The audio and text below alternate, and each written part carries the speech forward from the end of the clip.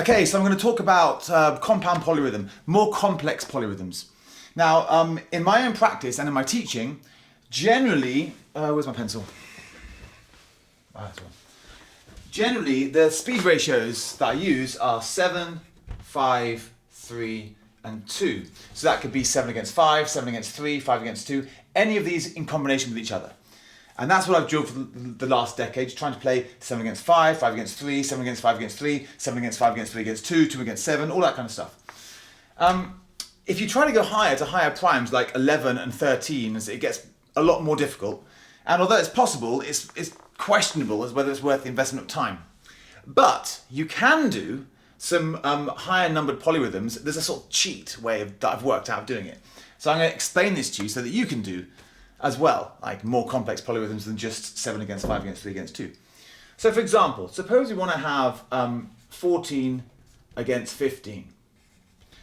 I'm sure you'd agree that trying to count in your head 14 against 15's really, really difficult to do that because they're so close to each other. But their closeness is what makes them an interesting polyrhythm. You're going to get this phase pattern when they come together. So here's how to do it. It's, if you take 7 against 5, right, which is two of our numbers we've drilled. So let's suppose we've drilled that and we're comfortable with 7 against 5. And you have the 7 phasing in a 3 pattern and a 5 phasing in 2.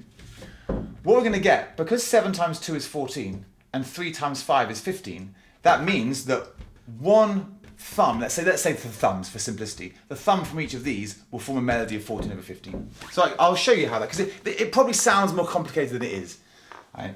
It's not that complicated. So here's my 7 against 5.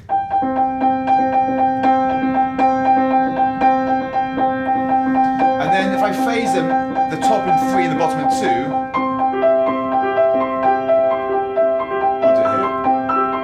now what that means is that these thumbs are in the relationship 14 to 15. I hope that's clear.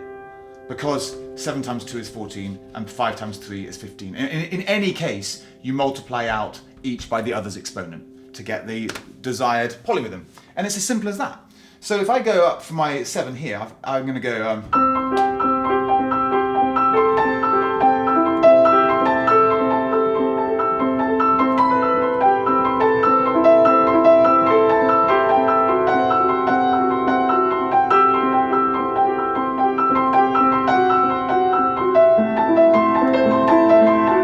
And as you can hear, these thumbs, they're very similar speeds. They almost feel they're kind of the same speed, but they're not quite the same speed, which is where you get this interesting phase effect coming from. So if I do them, for example, I have my thumbs in thirds like this, which would normally sound, if they're together, it would sound like this.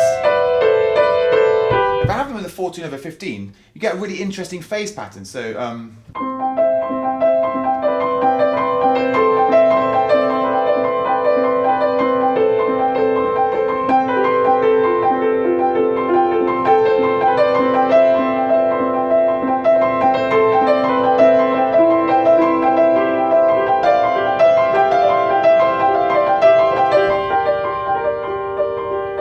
okay, so quite interesting.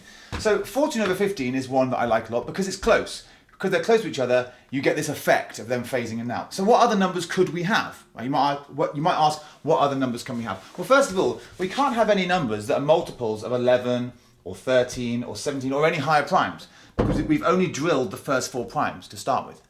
Also, if you had, say, a polyrhythm like, I don't know, 18 over 12, it might occur to you that 18 over 12 can already be simplified because we can take 2 out and we can say it's 9 over 6, which can be further simplified because we can take 3 out of that. So that's essentially 3 over 2. So 18 over 12 is already 3 over 2. We don't need to do anything fancy with it. So to take another good example, let's say we wanted to do 21 over 20. Can we do 21 over 20? Well, are these numbers made from the 5 numbers that we've drilled? Yes, they are. We can make 21 by going 7 times 3, and we can make 20 by saying 5 times 4. Okay, you're saying, oh, there's not a 4 here. It doesn't matter if there's a 4 there, because we're doing 7 over 5 and the 7 is going to be multiplied by 3, and the 5 is going to be multiplied by 4. So I don't need to have drilled the speed of 4 because I'm having it as a phase pattern.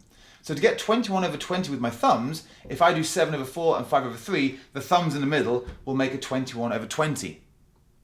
I hope that's clear. So here's how that would sound. So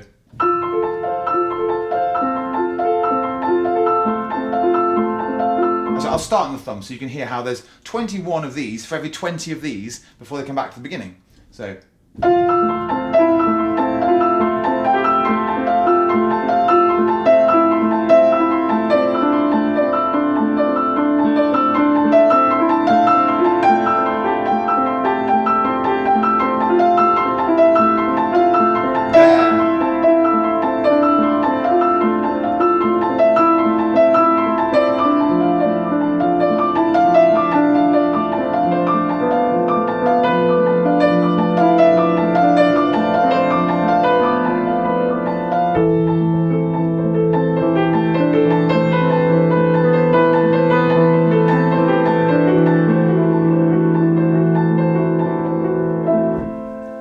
okay, so when you play with this a little bit, you get an idea for which numbers work and which numbers don't work. What numbers I can make and what numbers I can't make.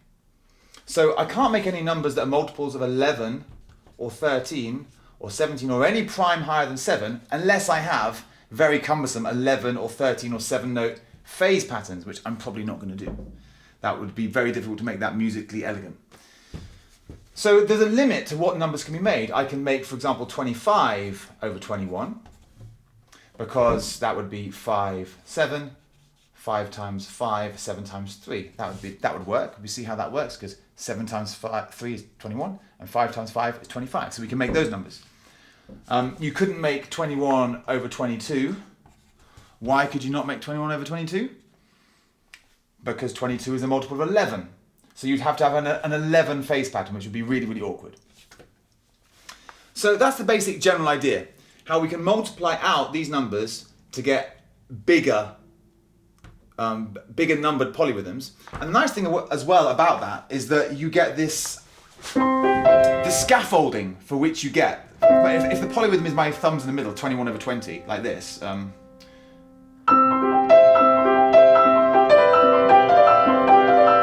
the scaffolding that surrounds it is itself very interesting rhythmically.